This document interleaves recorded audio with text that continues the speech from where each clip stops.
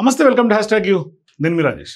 So ఇప్పుడు ప్రస్తుతం BRS party ఉక్కిరిబిక్కిరి అవుతున్నటువంటి నేపథ్యంలో కేసుల పరంపర కొనసాగుతున్నటువంటి సందర్భంగా అందరూ ఆల్మోస్ట్ అందరిపైన కేసులు వాళ్ళలో ఆ కేసులు ఇరుక్కున్నటువంటి పరిస్థితి. ఒకటి కాళేశ్వరం సంబంధించినటువంటి ఆ మొత్తం అవకతవకల మీద, అట్లాగే ఆ వైఫల్యం మీద, పెద్ద ఎత్తున ప్రజాధనం దుర్వినియోగం అనే అంశాల మీద, అవినీతి జరిగిందనే అంశాల మీద మేడిగడ్డ, సుందిళ్ళ, అన్నారం సంబంధించి జస్టిస్ పిసి ఘోష్ కమిషన్ ఇచ్చినటువంటి రిపోర్ట్ ఆధారితంగా క్రిమినల్ చర్యలు తీసుకోవాలని అయితే ఇప్పటికే కమిషన్ రిపోర్ట్ ఇచ్చిందో, ఇట్లా కాళేశ్వరం సంబంధించినటువంటి అంశంలో కేసీఆర్, హరీష్ రావు ఇద్దరు కూడా తీవ్రస్థాయిలో తలమునుకలు అవుతూ ఉన్నారు. అంటే ఖచ్చితంగా ఇరుక్కున్నట్టుగానే వాస్తవంగా మనం చూడాలి.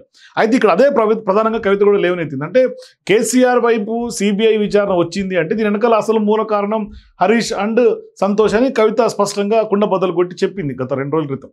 అయితే ఇప్పుడు దాని తర్వాత విషయంకి వచ్చేసరికి ఇప్పుడు కేటీఆర్ విషయం తీసుకున్నా, కేటీఆర్ కూడా ఇప్పుడు ఈ కార్ రేస్ సంబంధించినటువంటి అంశంలో ఆయన కూడా ఇరుక్కున్నాడు, ఏసీబీ విచారణ ఎదుర్కొంటున్నాడు. మరోవైపు ఫోన్ ట్యాపింగ్ అంశం కూడా బీఆర్ఎస్ పార్టీని, అటు కేసీఆర్ని తీసుకున్నా, కేటీఆర్ని తీసుకున్నా, హరీష్ రావుని తీసుకున్నా, ముగ్గురికి ఫోన్ ట్యాపింగ్ అంశం ఎవరికి మెడకు చుట్టుకుంటుంది అనేది చూడాలి. చాలా మందిని సాక్షులుగా విచారిస్తున్నటువంటి సందర్భాలు ఉన్నాయి. ఇక విద్యుత్ పర్చేజ్ సంబంధించినటువంటి అగ్రిమెంట్స్ పైన కూడా అవకతవకలు జరిగింది, భారీ ఎత్తున ప్రజాధనం దుర్వినియోగం అయిందనే అంశం మీద కూడా కేసీఆర్ ఇప్పుడు ఎదుర్కొంటూ ఉన్నాడు, విచారణ ఎదుర్కొంటూ ఉన్నారు. సో ఇట్లా అన్ని కేసులు దాని పరంపర కొనసాగుతున్నటువంటి నేపథ్యంలో అంత టాప్గా ఉన్నటువంటి వ్యక్తి, కేసీఆర్తో నమ్మిన బంటులాగా కేసీఆర్కు ఉన్నటువంటి వ్యక్తి మాజీ ఎంపీ సంతోష్.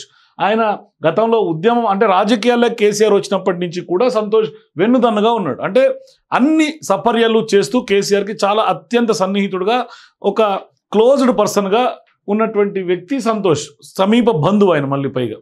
సో ఇటువంటి సందర్భాల్లో మరి సంతోష్ పైన ఏం కేసులు లేవు. మరోవైపు ఆయన గతంలో గ్రీన్ ఇండియా ఛాలెంజ్ని తీసుకుని పెద్ద ఎత్తున మొక్కలు నాటించాడు, తెలంగాణ అంతా ఒక సత్ఫలితాలు ఇచ్చిందని ఒక ప్రచారం. అంటే ఒక సాఫ్ట్ కార్నర్ ఉంది, ఇప్పుడు దాకా ఎటువంటి ఆరోపణలు లేవు ఆయన మీద. అంటే మొత్తం చక్రం తిప్పింది సంతోష్ రావు అనేది రాజకీయ వర్గాల్లో చర్చ ఉంది. కానీ అవినీతిలో కానీ లేదంటే కనుక ఇటువంటి వ్యవహారాల్లో అంత అంటే బయట జరుగుతున్నటువంటి ప్రచారానికి ఇక్కడ ఆధారితంగా లేకుంటే కమిషన్లు, కేసులు ఇటువంటివి ఏమి లేవు సంతోష్ మీద. కానీ ఇక్కడ ప్రధానంగా సీన్ కట్ చేసి ఇప్పుడు కవిత ఎప్పుడైతే సస్పెండ్ అయిన తర్వాత సంచలన ఆరోపణలు చేశారో హరీష్ పైన, సంతోష్ రావు పైన, ఇప్పుడు ఆ తీవ్రమైనటువంటి ఆరోపణల తర్వాత ఇప్పుడు ఈయన కూడా కేసుల్లో ఇరుక్కుంటున్నటువంటి సందర్భం కనిపిస్తుంది. అంటే ఇప్పుడు సంతోష్ రావు యొక్క ధనదాహం ఎలాంటిదో ఖచ్చితంగా నేరెళ్ళ ఇసుక లారీ గుద్దినటువంటి వ్యవహారంలో ఒక దళిత బిడ్డ చనిపోతే ఆయన సీఎంఓ నుంచి ఆయనే స్వయంగా ఫోన్ చేసి పోలీసులపై ఒత్తిడి తీసుకొచ్చి 7 దళిత బిడ్డలను కొట్టించాడు, 3rd డిగ్రీ ప్రయోగించారు, 3-4 సార్లు 3rd డిగ్రీ ప్రయోగం జరిగింది అక్కడ అనేది ఇప్పుడు కవిత స్వయంగా సంతోష్ మీద చేసినటువంటి ఆరోపణ. అంటే సంతోష్ చేసినటువంటి వ్యవహారానికి కేటీఆర్ బద్నామయ్యాడు ఆ రోజు అని ఆమె చెప్పింది.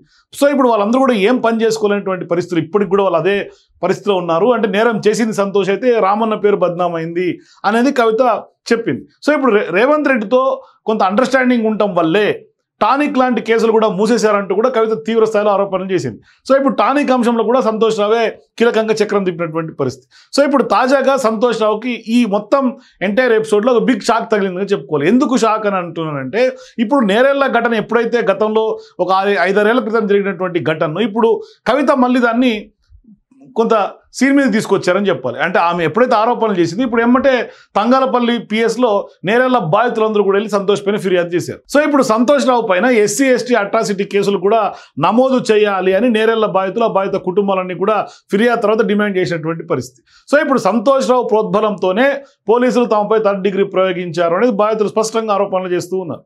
మరోవైపు బాధితులు ఇచ్చినటువంటి ఫిర్యాదు తర్వాత ఇప్పుడు పోలీసులు కూడా కేసు నమోదు చేస్తారా లేదా అన్నది కూడా ఇప్పుడు చర్చనీయాంశంగా మారుతోంది. ఒక రకంగా పొలిటికల్ వర్గాల్లో విస్తృత చర్చకు దారితీస్తుంది. మరోవైపు ఖచ్చితంగా నేరెళ్ళ ఘటన పైన గతంలో సీఎం రేవంత్ రెడ్డి కూడా అనేక సందర్భాల్లో దీన్ని ప్రస్తావించినటువంటి నేపథ్యంలో ఇప్పుడు బాధితులు SC ST అట్రాసిటీ కేసులు నమోదు చేయాలని డిమాండ్ చేసి ఫిర్యాదు చేసినటువంటి నేపథ్యంలో ఖచ్చితంగా పోలీసులు కేసు నమోదు చేసే అవకాశాలు ఉంటాయి. సో ఈ నేపథ్యంలో సంతోష్ రావు ఇప్పటిదాకా నేను స్వేచ్ఛగా ఉన్నాను, నాకు ఎటువంటి ఇబ్బంది లేదు అని అనుకుంటూ ఉన్నారో రాజకీయంగా, ఇప్పుడు ఆయన ఖచ్చితంగా ఆయన సంతోషానికి ఫుల్ స్టాప్ పడే కాలం వచ్చింది.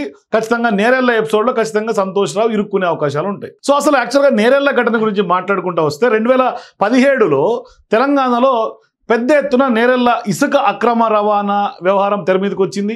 అక్కడ ఇసుక రవాణాను అడ్డుకున్నటువంటి దళితుల్ని పోలీసులు చిత్రహింసలకు గురి చేశారు. తీవ్ర స్థాయిలో ఆరోపణలు వచ్చాయి. పెద్ద ఎత్తున దేశవ్యాప్తంగా కలకలం సృష్టించి సంచలనంగా మారింది నేరెళ్ళకు సంబంధించినటువంటి కేసు.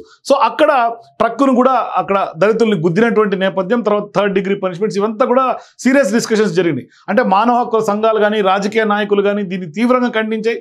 పెద్ద ఎత్తున దుమారం రేగింది. ఇసుక దందా వంటి అతిపెద్ద స్కామ్స్ కేసీఆర్కు కొంత తెలియకుండానే చేశారా? అది మరీ ముఖ్యంగా సిరిసిల్ల నియోజకవర్గం, కేటీఆర్ సొంత నియోజకవర్గం. మరి అక్కడ ఎవరు చేశారు? దీనికి ప్రధాన సూత్రధారి సంతోష్ అని ఇప్పుడు కవిత చెప్తోంది. అంటే తన తండ్రి పేరును వాడుకుని ఇలాంటి అక్రమాలకు పాల్పడ్డారనేది కవిత స్వయంగా మీడియా ముందు బహిరంగంగా వెల్లడించింది. అంటే చేసింది మొత్తం కథా స్క్రీన్ పై దర్శకత్వం ఇసుక మాఫియా కంత సంతోష్ కేంద్ర బిందువు అయితే బద్నాం చేసింది కేటీఆర్ని అనేది కవిత చెప్తోంది. సో ఇప్పుడు సంతోష్ రావు చేసినటువంటి ఈ ఇసుక దందా వల్లే పార్టీకి కానీ మరీ ముఖ్యంగా కేసీఆర్కు చెడ్డ పేరు తీసుకొచ్చారని, అట్లాగే అమాయకులైనటువంటి దళిత ప్రజలను కూడా తీవ్రంగా నష్టపోయేలా కూడా చేశారు అనేది కవిత స్వయంగా చెప్తోంది. సో ఈయనతో పాటు ఈయన ఫ్రెండ్ పోచంపల్లి శ్రీనివాస్ కూడా నవీన్ రావు వంటి వారికి కూడా పదవులు, కాంట్రాక్టులు కేవలం సంతోష్ రావే ఇప్పించారు. పార్టీలో తన ప్రభావాన్ని చూపించుకుంటూ అనేక లాభాలు వాళ్ళ ఫ్రెండ్స్ కూడా పొందారు రాజకీయంగా అనేది కవిత చేస్తున్నటువంటి ఆరోపణలు. సో ఇప్పుడు ఈ వ్యాఖ్యలు కాకరేపుతున్నటువంటి నేపథ్యంలో ఆమె బీఆర్ఎస్ నుంచి సస్పెండ్ అయిన తర్వాత చేసినటువంటి ఈ వ్యాఖ్యలు తెలంగాణ రాజకీయ వర్గాల్లో తీవ్రమైనటువంటి సంచలనానికి తెరలేపాయి. సో ఇప్పుడు ఈ ఆరోపణల నేపథ్యంలో మరి ఆమె పార్టీకి అట్లాగే ఎమ్మెల్సీ పదవికి కూడా రాజీనామా చేశారు, గుడ్ బై చెప్పారు. కానీ ఇక్కడ ఆరోపణలు చేయటం బాగానే ఉంది. కానీ ఇప్పుడు నేరెళ్ళ బాధితులు వెళ్ళి స్వయంగా పోలీస్ స్టేషన్లో కంప్లైంట్ ఇవ్వడం, మరోవైపు ఖచ్చితంగా కేసు కట్టాల్సిందే అని వాళ్ళు డిమాండ్ చేయడం, మరోవైపు దీనికి మూల కారణం 3rd డిగ్రీకి మా మీద ప్రయోగించడానికి ప్రధాన మూల సూత్రధారి అంతా కూడా సంతోష్ రావు అని చెప్పడం, మరీ ముఖ్యంగా అది కూడా సీఎంఓ నుంచే ఫోన్లు చేయించారు అని కవిత చేసినటువంటి వ్యాఖ్యలు బేస్ చేసుకుని బలం వచ్చేలాగా ఇప్పుడు వాళ్ళందరూ వెళ్ళి పోలీస్ స్టేషన్లో ఫిర్యాదు చేశారు. దీంతో ఇప్పుడు స్పష్టంగా నేరెళ్ళకు సంబంధించినటువంటి ఎపిసోడ్ మరొకసారి రాష్ట్ర వ్యాప్తంగా చర్చనీయాంశంగా మారుతోంది. మరోవైపు కవిత ఆరోపణలు, అట్లాగే బాధితుల ఫిర్యాదులు. దీంతో ఇప్పుడు నేరెళ్ళ బాధితులకు ఇకనైనా న్యాయం జరుగుతుందా? మరి సంతోష్ రావుని ఇప్పుడు నేరెళ్ళకు సంబంధించినటువంటి తంగలపల్లి పోలీసులు ఎఫ్ఐఆర్ బుక్ చేసి అరెస్ట్ చేసే అవకాశాలు ఉంటాయా? మరి నిజంగా ఏం జరగబోతుంది నేరెళ్ళ బాధితుల కేసులో? ఇప్పటికే అనేక సందర్భాల్లో హెచ్ఆర్సీలు కూడా సీరియస్గా పరిగణలో రియాక్ట్ అయినటువంటి నేపథ్యంలో మరి వాటి మీద అప్పుడు 3rd డిగ్రీ ప్రయోగించినటువంటి పోలీసుల మీద, అట్లాగే దానికి మొత్తం స్కెచ్ కథ దర్శకత్వం చేసినటువంటి సంతోష్ రావు మీద చర్యలు ఉంటాయా అనేది ఇప్పుడు పొలిటికల్ వర్గాల్లో చర్చనీయాంశంగా మారుతుంది. సో ఈ పరిణామాలు పొలిటికల్ నుంచి ఇప్పుడు సంతోష్ రావుని టార్గెట్గా కవిత చేసినటువంటి వ్యాఖ్యలు ఇప్పుడు కేసులు, దాని తర్వాత అరెస్టుల దాకా దారితీసే అవకాశాలు ఉంటాయా? మీ అభిప్రాయాలు కింద కామెంట్స్లో తెలియజేయండి. For more videos please watch #.